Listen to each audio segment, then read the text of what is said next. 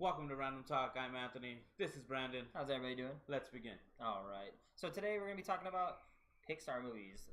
We're going to be rating them from the worst to the best, which in my opinion, I'm sure you're going to agree, it was kind of hard. It's probably the hardest thing that we've listed. I mean, not that we've done a lot, but... I mean, we did the games, but see, the games weren't as bad. This was terrible. Yeah. Honestly, I gotta say, this was the worst one because when we were doing the rating, I just kept like, no, I don't want to do it. Well, I mean, me and you both being giant Disney fans. I mean, we go to Disneyland every year. Right.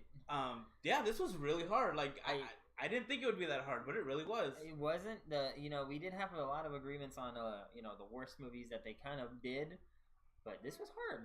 It really was. And the reason that we're even doing this list, something going on today for me. Yep, that is right. It's my youngest son's birthday. He's a big Cars fan, so we thought we'd go ahead and do this. So let's jump right into it. Number 20? Number 20. All right, so on number 20, we got Cars 2. We thought this would be the worst movie that they made. It's not like that great. It completely deviated from the original Cars storyline of racing and ended up becoming an action-packed, like Mater being, a really secret weird agent. Honestly, they should rename the movie Mater's Tall Tale. Since they had the little short clips already, Yeah, I agree. Yeah, but what's number 19? Number 19, we're going to Brave. Again, not a bad movie, but to me, it didn't really fit with, I don't know, you had a girl trying to become on her own, and it just didn't work for me. Yeah, with Brave, you had Merida, the princess of the story. She was being forced as a political statement, basically, for marriage, to keep the peace between the lands of the neighbors. And she didn't like that. And that was basically the story of her trying to fight off that whole thing and let her be her own. Yeah. Number 18? Number 18. All right, so number 18, we have Monsters University. Honestly, I love the movie. The movie was good, but it did not have enough for us to say it was the best movie they made. Yeah, again, just not a bad movie. And I know you're going to hear that a lot, but it was a prequel when maybe they should have made a sequel. Right. It wasn't as good as it could have been. It could have been better. I mean, I like the idea that they did try to do a prequel with looking at Smike and Sully's background from when they were just getting started and how they became. It's just odd that they did it this way. And like I said, it was a good movie, but it just wasn't there for us. And then coming in at number 17, we have Bug's Life. At the time, you had Ants coming out. You have Bug Life coming out. Which one's the better movie? In my opinion, it is Bug's Life. Yep, gotta agree. And it was great to see how you brought it down into the Bugs world, to see what it's like for them.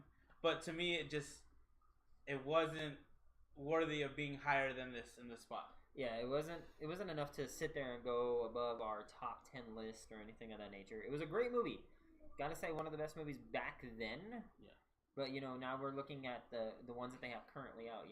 When it was great watching a ant try to make inventions to make their lives easier and fighting off grasshoppers to keep them content. But, nowadays the movies have gotten better, so you just gotta look at where in that storyline was the best. Yeah. All right, number 16. All right, number 16, we got, it was a good movie. Could have been better in my opinion, but Toy Story 3.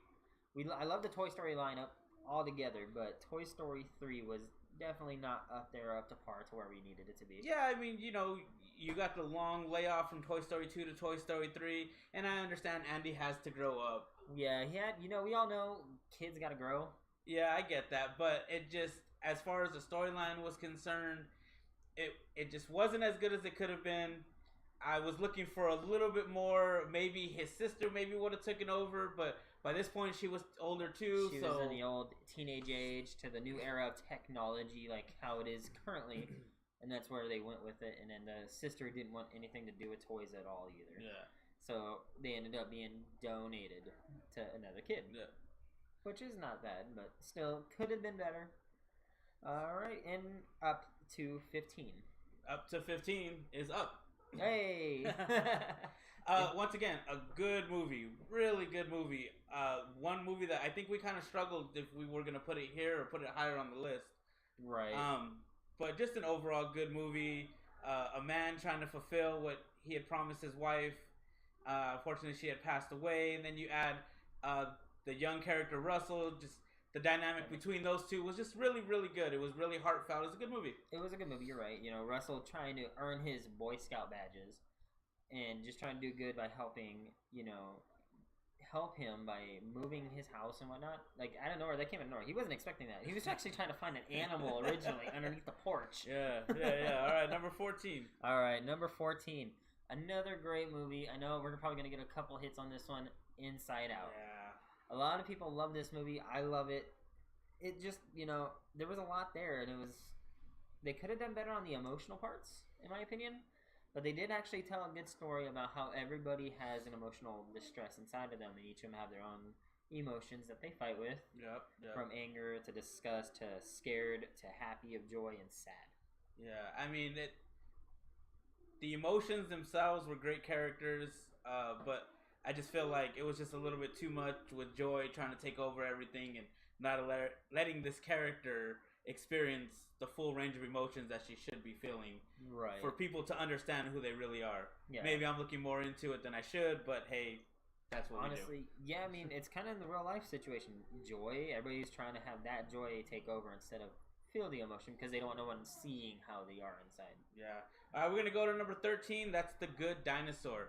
Once again, I know I sound like a broken record, not a bad movie, but the story of it was really well done. To look at it from the dinosaur being the intelligent, dominant character as opposed to the human being being more like the pet, so to speak. But it was a good movie. I didn't hate it. I didn't dislike it at all. Yeah, I mean, I was on the fence on this one. I didn't like it, but I didn't like it or hate it enough to be like, I don't want to watch it again. If it's on TV, I'm going to watch it, you know? Yeah. But it was definitely an interesting story from a backwards perspective of us, how we have pets, but the dinosaur was the intelligent one, and the human was the caveman pet that everybody always feared or tried to, for instance, when they were farmers, they kept as pests. Yeah.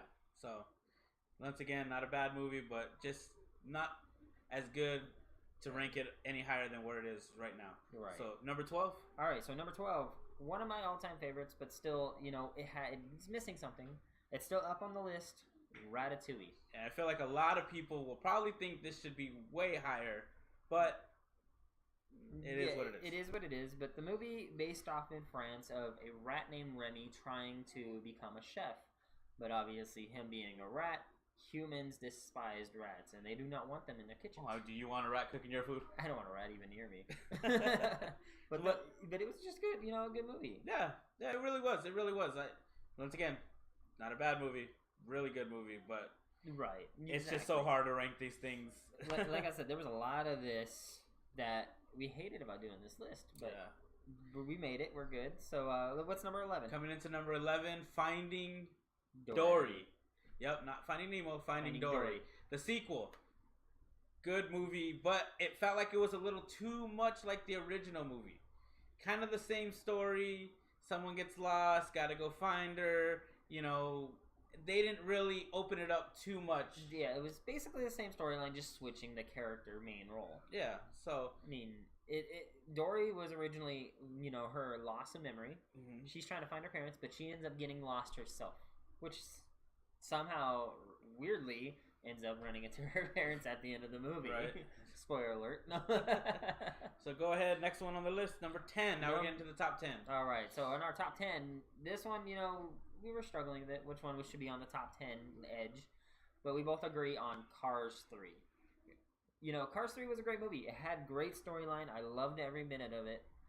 There was just a little bit missing, you know, a little bit that they took away from it that they could have probably added into detail. For instance, I didn't like the fact that they didn't mention why Doc was gone, but we all already had the mindset of why. And another thing that I was thinking about too, pondering this going into this list, going into this movie, Lightning McQueen is a 7-time Piston Cup champion. Right. Oh, yeah. We never see Lightning McQueen win a Piston Cup. Not once. Nope. Not in any single movie. That's right. Cars 2, you go into it, he's a 4-time winner. Cars 3 is a 7-time winner. You never see him win one. Yeah, and in Cars 2, technically, he's in a World Grand Prix, not even a Piston Cup race. So therefore, it never even was a Piston Cup race.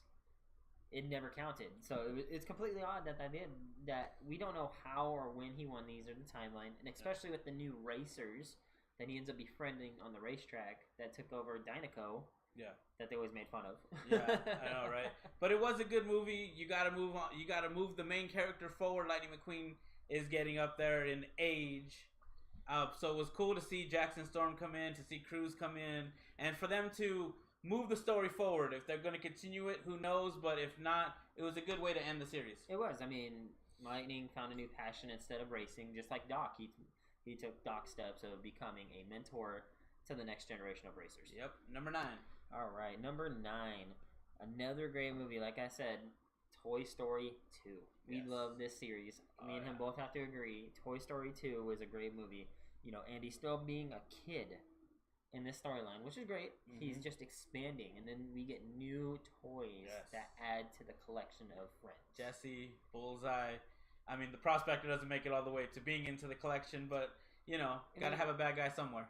Eventually, but, you know, he gets what he deserves with the little girl doing makeup. But, you know, you got to love the movie. Number 8, though. Number 8. One that we struggled with really hard. One of his favorite movies. I still struggle with this idea, but I'll agree. It's WALL-E. And WALL-E, man, revolutionary movie for its time.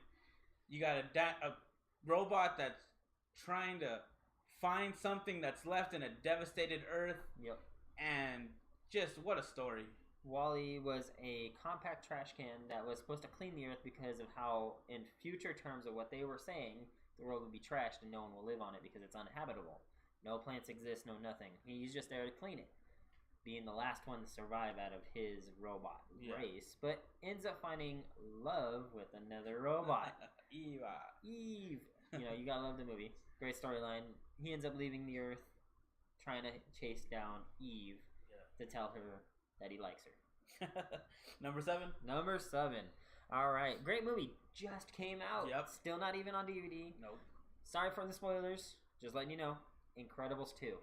Yeah. What a way to pick up this franchise, right? I mean, it's a good start to keeping it going. I gotta say, no issues. No. I didn't have any major disagreements. Love the evolution of the Jack character. Jack. Oh. All his new powers.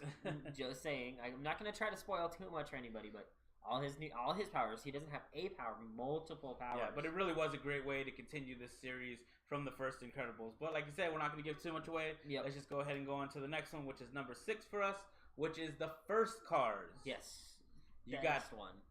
The young upstart Lightning McQueen. The rookie sensation. Yep, he's coming up. He's trying to win a Piston Cup against the old 2 veterans, the King and Chick Hicks.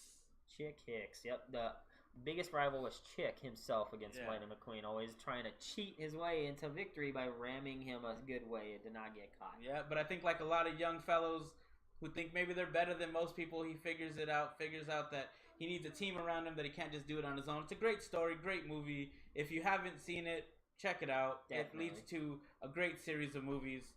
Number 5. Number 5. One of the best revolutionizing, movies that entails scaring. Monsters, Inc. Yeah. See, we always had that scare thought. There's a monster under our bed. Who hasn't been scared of the monster under the bed, the monster in the closet? Or, just anything. And the parents like, there's nothing there. This movie entailed that whole theory of, story of monsters coming out, scaring kids to power their city. Yeah. A little bit of a different entail, but it gave more of a backstory of why we thought monsters were under the bed, under the closet. Yeah. It was a great movie, honestly. I gotta like it. It really was. And then the whole thing of the humans were the dangerous ones. Oh, yes. The humans, if they touch you, you're not gonna make it. You're not gonna survive. You're sick. You need to go to the hospital. Poor George. 28-3-18. All right, number 4. Number 4, Finding Nemo. Great movie. Once again, just another great movie. This whole list, you can't go wrong. But the story of a father trying to find his son who was lost. Just for us who have sons. Yep. Him having 2, I have 1. It's a great story. And I think it really shows the love of a parent for their child. Wonderful, wonderful movie. Will never get old. Yeah, it'll never get old on me. I mean, great movie. Nemo gets taken because he has a broken fin. Not really a broken fin, but an undeveloped fin. Mm-hmm. So, honestly, the guy had a good, heart to save him until the girl shows up. Number 3. Number 3. Wow. This was a little bit of a tough one too. Yeah, I say, top 3 were hard. Top 3 was getting harder, but we agreed. Incredibles. Yes. The first ever Incredibles movie, where we end up discovering superheroes, early timed, where they have to go into hiding. Yep. You got Elastigirl, Mr. Incredible, Frozone, all of these great superheroes in their day, saving the world, just doing all these wonderful things for all mankind. But then politics and things get involved. Now you got to go into hiding. Now we got to go into hiding. We got to become a normal human being with our special abilities that you can't even use. That's right. And if you get caught using it, you were illegal. You had to go to jail. And it's like that was an unfair thing. When that was all they knew was how to use their powers to save people. But yeah, really, really wonderful movie. 9 out of 10 if you ask me. I gotta agree, 9 out of 10. I know I'm supposed to be doing number 2 right now, but I'm gonna let you do number 2. I'm gonna do number 1, so go ahead. Oh yeah, I see how this is going. Okay, number 2, best movie ever in the franchise. The number 1 movie ever made, Toy Story. Great movie. Honestly, it's every kid's imagination. Buzz Lightyear, Woody, talking toys. I mean, you can't go wrong any point in this movie. We flip-flopped. Was this 1? Was this 2? It ended up at number 2, but man, what a movie. It was a movie. It was the best movie so far in that time where everybody's imagination came true, where the toys were alive, and they were actually alive. Yep. Except for they hid that they could move and talk and speak to humans because they preferred to be played with as a toy. Yep, and just, oh my goodness, the actors in the movie, Tim Allen, Tom Hanks. Yep, I mean, you can't get any better than that. This movie's 23 years old now? Yeah, actually. And still one of the best movies to ever watch. If for some reason you haven't watched it, you owe it to yourself to watch this movie. And this is a 10 out of 10 in my opinion. Yes, 10 out of 10 Not for a 9, sure. A 10. So we're going to go to number 1 here. And if you haven't figured it out yet, if you are a Disney person, you probably have. But it's the shirt that I'm wearing, and that would be Coco. Amazing movie. And it's brand new. Not that old. But nope. It's probably our best movie ever. Yep. Pixar, Disney, they knocked it out of the park with this one. Another 10 out of 10. Coco, just the story of a kid who knows what his passion is in life. Unfortunately, his family doesn't agree. Nope. And he figures the only way he could do it is to get the blessing of what he thinks is his grandfather. His actual grandfather, yes. But then we have turns and twists and things that you didn't see happening. Yeah, it was one of those stories where the plot always changed. You're like, oh, his grandfather is this. But you're like, wait a minute. That wasn't his grandfather. Yeah. So many plot twists. It was great. I loved it. The color schemes, the fact that he wanted to become a musician. Yep.